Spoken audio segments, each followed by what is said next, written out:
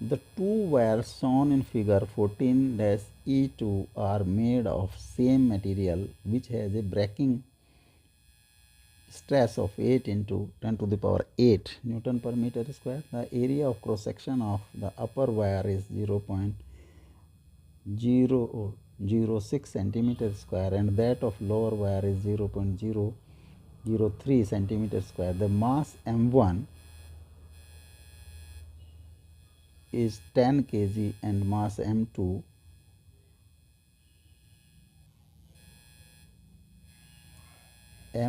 is 20 kg. And the hanger is light. Find the maximum load that can be put on the hanger without breaking a wire. Which wire will break first if the load is increased? Repeat the above part if M1 is equal to 10 kg and M2 is 36 kg.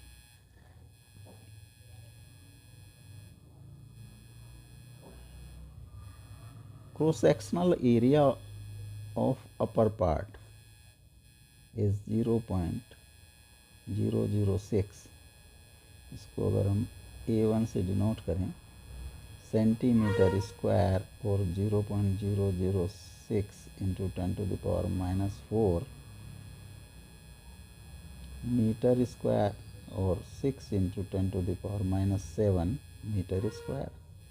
Lower part का अगर area में A2 से denote करें तो 0.003 centimetre square और 3 into 10 to the power -7 metre square.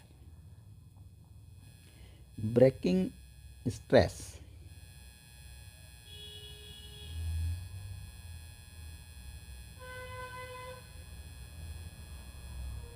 अगर हम sigma S से डिनोट करें तो this is 8 into 10 to the power -8 Newton per meter square. The force that can be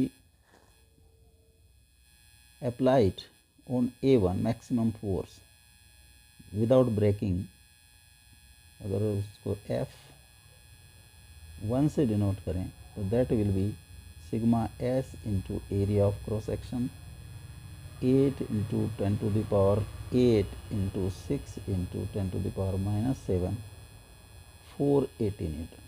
480 Newton without breaking.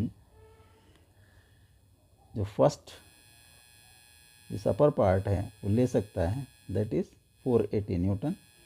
Similarly lower part पर जो maximum load applied कर सकते हैं that is F2 and F2 is sigma S into A2 8 into 10 to the power 8 into 3 into 10 to the power -7 240 Newton mass weight can be applied on F2. Now suppose जो hanger है इस पर हमने M dash mass can be put.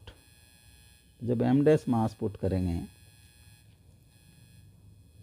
तो इस जो tension होगी second part में T1 and T1 will be M dash plus M1 into G.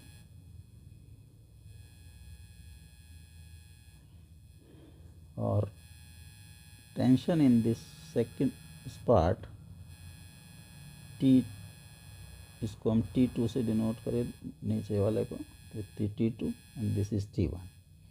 तो T1 will be M dash plus M1 plus M2 G.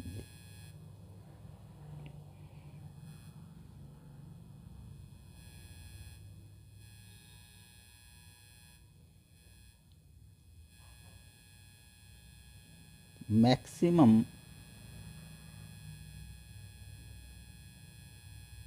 Value of M dash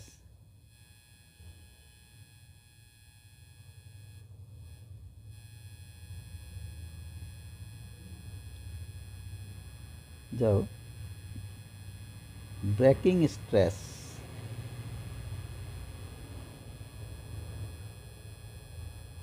develop in lower wire. तो उस condition में T2 will be equal to 240 Newton। तो m dash plus m1 G is equal to 240, m dash plus 10 into 10 is equal to 240। तो यहाँ से m dash की value आ जाती है 14 kg। 14 kg अगर हम m dash कर देंगे तो ये ब्रेकिंग स्ट्रेस तक पहुँच जाएगा। जब हम 14 kg वेट अप्लाई करेंगे तो उस कंडीशन में break stress in upper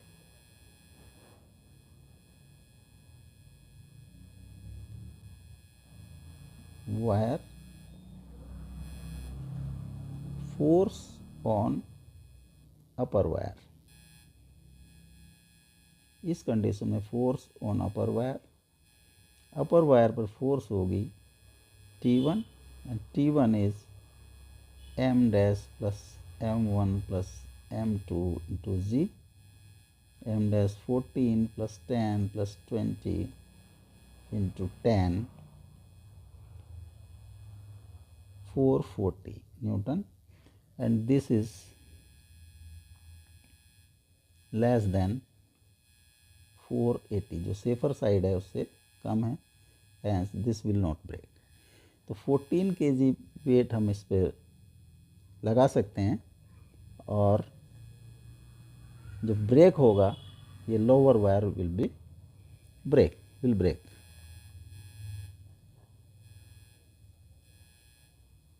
B part,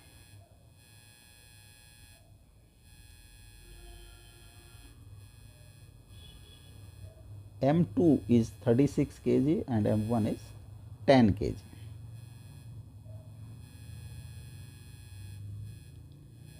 Where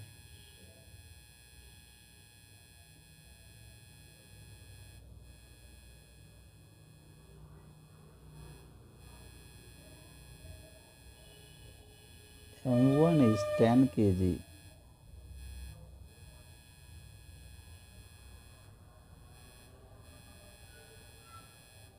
and this M2 is 36 kg। यहाँ पर हैंगर और हैंगर पर मास अगर हमने M डैश लटका दिया, इस कंडीशन में यहाँ पर ये T2 and this is T1 and this is T1 dash and dash।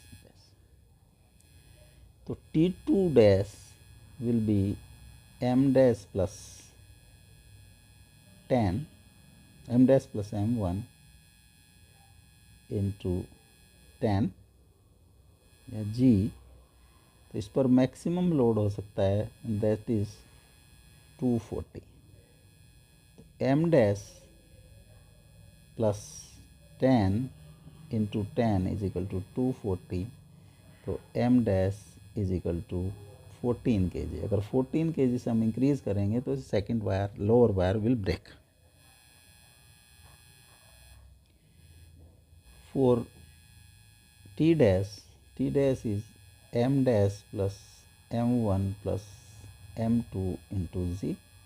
अगर लोअर वायर पर हम 14 kg का, जो हैंगर पर 14 kg लटकाते हैं, तो T1 डैश क्या होगा, 14 plus 10 plus 36 into 10, this will be 600 Newton, hence and this is greater than 480 Newton. So upper wire cannot tolerate this load, and first of the जो maximum stress, breaking stress will develop in upper wire। तो अपर wire में अगर maximum stress develop होती है उस condition में T1 dash should be equal to 480 Newton